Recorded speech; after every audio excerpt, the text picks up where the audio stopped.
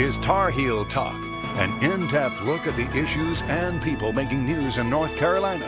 Here's your host, Sonia Williams. Today's show focuses on an organization that's working to improve the educational, social, and emotional conditions for youth throughout Wake County. It's called Youth Thrive, and joining me now is its executive director, Sheila Reich. Sheila, welcome to Tar Heel Talk. Wonderful. Thank you so much for having me. I really appreciate it. Now, I know that Youth Thrive is a unique organization. Tell us a little bit about the organization and the work that you do. Certainly. So Youth Thrive is a collective impact partnership. And our view is really that we want all young people across Wake County to have opportunities to thrive, not just to exist, but to be their best self, to realize all of their full opportunities.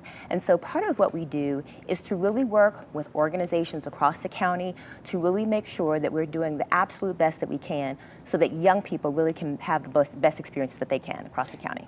Now, what exactly is a collective impact partnership? Because I know a lot of people may not understand exactly what that means. Absolutely. So when you think about collective impact, I mean, it's really based on the premise that complicated or complex social issues really don't have singular solutions. So if you're thinking about things like poverty, if you're thinking about things like graduation rates and disparities between racial and ethnic groups, all of those kinds of social issues and conditions that impact young people really are multifactorial, and so are the solutions to those issues. It really is not on one organization, on one person. It really requires collaborative work across all kinds of organizations. You're talking about schools and faith-based and after-school partnerships. You're talking about work with the city and the county, and really a broad array of professionals to really try to make transformative change for young people. Okay. Now, I know that Youth Thrive is under 10 years old. Tell us a little bit about the history of the organization and how it even came about. Absolutely. So our founding really happened around 2009, and during that time, unfortunately, there was an increase of homicides across the county, particularly in Raleigh. And at that time, the mayor pro tem, who is now also the county commissioner, Dr. James West, really had a view and a vision that there needed to be some specific strategy to really address what was going on. And so that was really how Youth Thrive got founded. Shortly thereafter, there were some funders who came on board. An initial investment was made by the John Rex Endowment. And so that is how our organization was formed. And from those foundations and up until now, we really have focused on a strategy that promotes the positive youth development and the emotional well-being of young people across the county.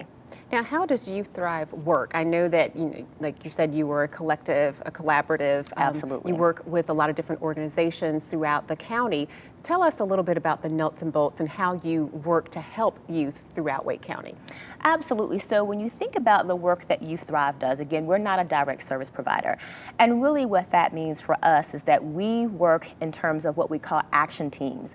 And that is a collection of individuals, youth service professionals, who really come together and mobilize around a few priority issues that our community has defined for young people. So one of those action teams is the Educational Success Action Team. And that's comprised of, again, folks from the school, folks who are after-school providers, and many, many other professionals who really want to work together to think about how to help schools achieve their goal, which in Wake County, that is that 95% of young people graduate college and career ready. So part of what happens in that action team is that we really work on strategies that are going to help young people advance towards their goals. One of the things that we're really proud about is an initiative that we launched this spring, which was really about bringing middle schoolers to college campuses. Mm-hmm. So when you think about college visits, most people think about high schoolers and how to organize financial aid and those kinds of things. But when you think about really creating a college-going culture, that's something that has to be cultivated early, particularly for vulnerable youth. When you're talking about whether that's youth of color, you're talking about first generation. Those kinds of experiences, those kinds of exposures really need to happen early in order to make sure that young people understand the value and really see themselves as being part of what can happen on a college campus. And so this spring, we worked with 3 middle schools. We took them with our partners, and we took them to Shaw, we took them to Wake Tech, we took them to NC State, and they were just really, really excited about the opportunities there. And even though that was a great experience for young people, the goal really is how do we do activities like this bring them to scale so that many, many more young people across the county have these kinds of opportunities and can see themselves in college. So that's just one of the things that we do in terms of the work around educational success. Another important initiative is really around the emotional well-being of young people. And that focus has to do with bullying prevention and suicide prevention. Wow. When you think about bullying, it's over 160,000 young people miss school every day because there's a bully there, right? When you think about, being fearful that someone's going to say something or someone's going to do something to you, it's hard to learn. And so bullying, is something that we need to address in our schools to really not only just help the emotional well-being of young people, but to also really impact what's happening in their academic day. So that's one of the things that we really focus on. I can imagine too, especially with things that have happened recently in the news with school shootings, that bullying and the result of bullying is a top concern for a lot of students, teachers, and parents. Absolutely, and I think, the other concern is around suicide prevention. I mean, unfortunately, here in Wake County, we do lose young people who decide to take their own life. And I think, when parents, when youth serving professionals are mobilized, when they have the skills and the tools to be able to address these issues when they see them, when we have the ability to help young people know what the resources are, we can then prevent these things from happening. So that's one of the other specific things that we do at Youth Thrive. Right, extremely important work. How can people find out more information about Youth Thrive and the work that you're doing? So certainly we want everybody to come to our website, which is www.youth-thrive.org. And there's going to be information there about all of our action teams. There's also a newsletter that we put out twice a month that has lots of rich information about our action teams and also just about important content. One of the other pieces of information that you will see there is really around our other action team, which is around data. We have a wonderful, wonderful relationship with SAS and their visual analytics platform. And when you think about youth serving professionals and organizations, it's really important that we want people to make data-driven decisions. And so our goal in our work with SAS has really been around how do we take the data that exists kind of in the public universe and public space and really aggregate that in a way that becomes useful if you're a teacher or if you're an after-school provider. And so part of that is the work that you'll find there as well. So we're excited about that partnership. Lots of good information. We're going to take a break, Sheila. We'll talk more in just a minute. Thank you. All right. We'll be back with more on Youth Thrive after these messages.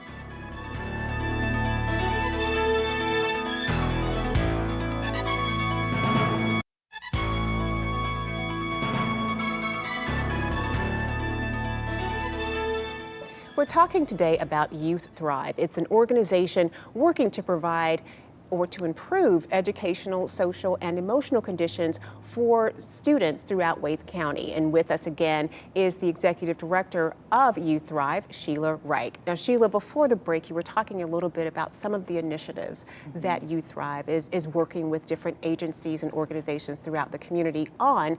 Talk a little bit more about some of the other signature projects that you're doing. Sure. So one of the things that we try to do as a collective impact partnership is really try to bring capacity building opportunities to youth service providers. When you think about professional development opportunities, a $50, $200 training, those things can be cost prohibitive, for teachers, for organizations who don't have budgeted dollars to do professional development. So one of the things that Youth Thrive and our partners really like to contribute to this space of youth development is really opportunities for no-cost training. So part of what we do is that we offer regularly scheduled training opportunities on a variety of topics impacting young people.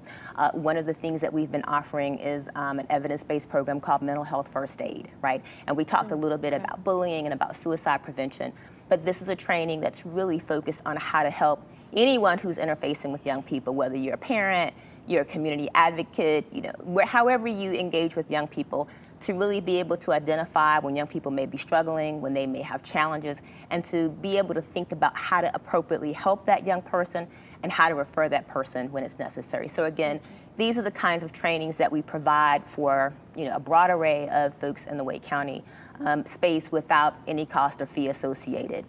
Another kind of training we've offered is around social emotional learning, right? So when you think about young people who are going to school and they're learning about math and literacy and those kinds of things, really trying to be able to understand more about how to be and how to function and how to engage with people and how to ask for help. Those kinds of things are also very important skills for our young people, and they can impact, things like youth violence. So those are also some of the kinds of trainings that we try to provide. We're really looking forward to some activities that are going to be happening this fall. So we will be, for our second year in a row, doing work around Bullying Prevention Month. Last year we were very successful, and we got proclamations from all the municipalities and the governor's office proclaiming October as Bullying Prevention Month. So that's one of the signature events that we'll be doing. But we'll also be looking at Suicide Prevention Month and have lots of activities and ways for our community to engage in that as well. So we're looking forward to some ongoing trainings, but also some public education and awareness campaigns that everybody can become involved in and really figure out how to better educate ourselves to support young people. And that's so important, because I know a lot of times when we're talking about educating our young people, you only think about the academics, but there's so many other factors that come into play when you talk about student success. And you have to look at bullying, you have to look at suicide prevention, and that's, I think, a tough thing for families, for parents to even consider.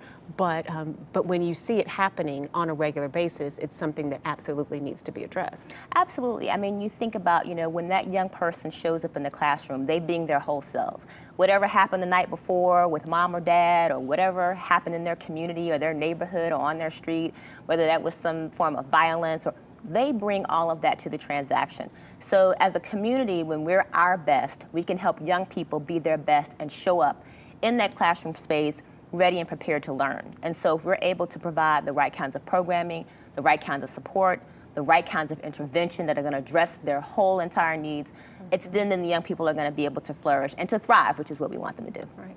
What are some of the major issues that you're finding or that you're hearing that students are having to deal with on a regular basis? Well, there are a lot of things, obviously, that are impacting young people.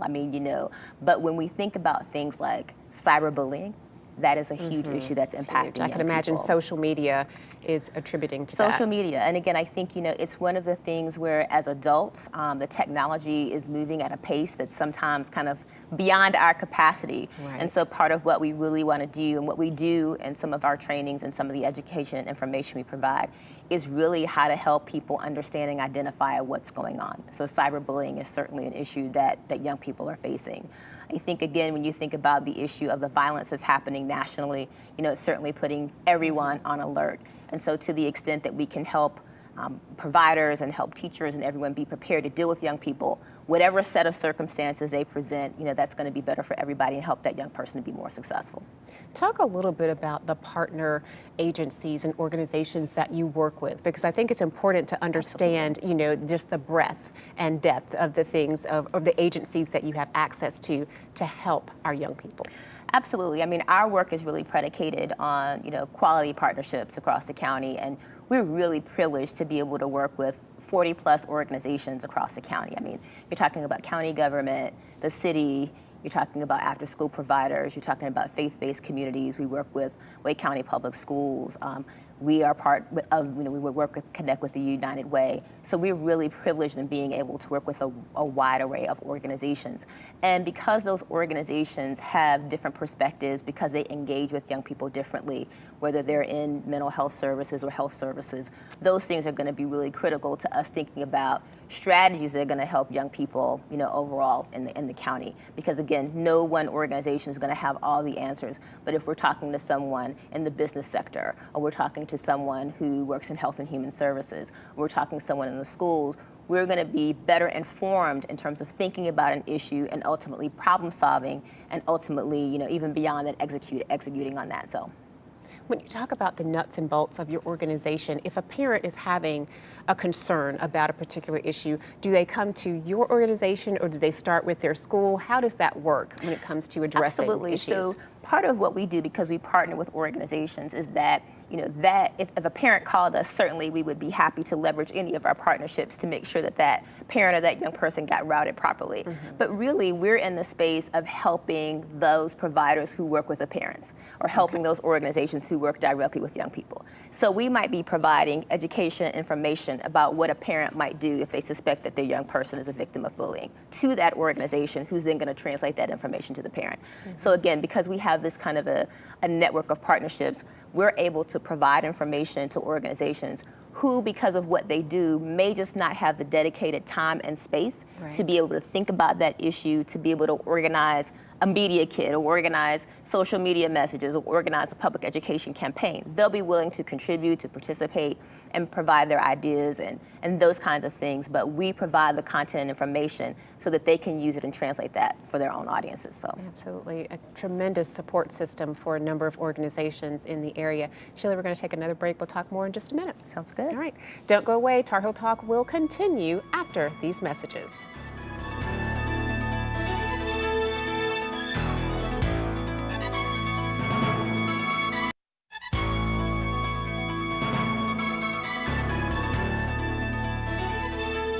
Welcome back to Tar Heel Talk. I'm Sonia Williams. We've been talking today about Youth Thrive. It's an organization working to improve the educational, social, and emotional conditions for youth throughout Wake County. And with us again is the Executive Director of Youth Thrive, Sheila Reich. Sheila, thank you again for being with us.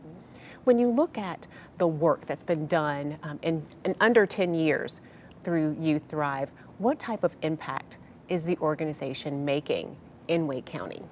I mean, we just feel really, really good about the work that we've been doing. I mean, just this year alone, taking those 150 young people out to college campuses, and 60% of them had not talked to anyone about college before. So that in and of itself is a really great demonstration kind of what can happen on a small scale that can be expanded. The work that we did last year in the bullying prevention campaign, we probably had almost 60 organizations across the county participate. You know, and those 60 organizations reached about 2,800 young people who did some type of activity related to bullying prevention. So we're really, really excited about that. We're also very excited because we just have been granted a planning grant from the John Rex Endowment on suicide prevention. So this is going to allow us to really think about a very specific strategy for Wake County to help people think about how do we address this issue? How do we make sure that we don't lose any other young lives in Wake County to suicide? So there's so many unique and wonderful things that we've had an opportunity, that I've had an opportunity to do, and that's really been a function of the kind of great partnerships that we've had across the county. When you talk about suicide prevention, that's one thing that I think as a parent, you kind of sends chills down your spine when you think about that. How prevalent has that been in Wake County for that to be an issue that needs to be addressed? Well, you know, we tend to lose on average about 2 young people a year. And the real challenge is, there's lots of challenges, right? But part of it is that there's a general stigma that's associated with mental health issues in general, right? And to talk about suicide and to be comfortable talking about mental health issues, to really think about the fact that a lot of mental health issues, the onset of that occurs, you know, in adolescence. That's something that, as a parent, it's hard to consider, it's hard to think about, but it is a very important issue. And so I think, to the extent that we can help people be comfortable talking about things and be comfortable seeking help and be comfortable seeking support, those are the kinds of things that are really going to have some type of transformative and long-term impact in our community. And I can imagine that's an important issue to address, not just with the students, but also with the parents, kind of educating the parents on things to look for. Absolutely. I think, you know, one of the key things is that, you know, a lot of times when parents may hear things or young people may say things, we don't necessarily take it seriously, right? It's like, I'm going to kill myself, I'm going to hurt myself. And because it's not something, an idea that we want to embrace or believe, we don't take it seriously. We don't know what to do. We don't know the secondary kinds of questions to ask. We don't know where we can go to get information or how to make a phone call or who do I call when these kinds of things happen. So those kinds of things are critically important. But again, I think, you know, when we think about the overall emotional, you know, health and well-being of young people, you know, absolutely we focus on the suicide prevention and the bullying prevention. But again, we want young people to be healthy, to be happy, to live full and vibrant lives. And so a lot of those things come with the reduction of challenges and barriers in the community are going to help young people be able to do that. And so certainly those are the kinds of things we want to focus on. I know that another big issue for you is academic success for our students. What will you be focusing on moving forward? So I think, you know, part of what we want to make sure of is that, you know, think about literacy and proficiency, particularly at that 3rd grade level, is important, right? And so a lot of organizations are really on board with promoting literacy and helping young people identify what kinds of books they want to read, and reading for 30 minutes a night. We know that those things are critically important. A unique and interesting part of that, though, is that we also know that when young people are able to choose the kinds of books that resonate with them, when they can look at a book and see a cover of an image that might look like them, or they might be able to choose something like a graphic novel or something that they're interested in, those are kinds of strategies that are going to help young people really be able to connect with this issue. So we want to move towards not just promoting identification of books and helping young people think about reading every day, but how do we do that in a culturally relevant way, in a way that appeals across gender, so that young people can have opportunities to really think about what it is they want to read, what's going to resonate with them, and how we can build on that. So that's one of the things that's also important to us, this piece around culturally relevant learning. Really, I think is a part of an important concept in terms of really getting young people engaged in what we're trying to do.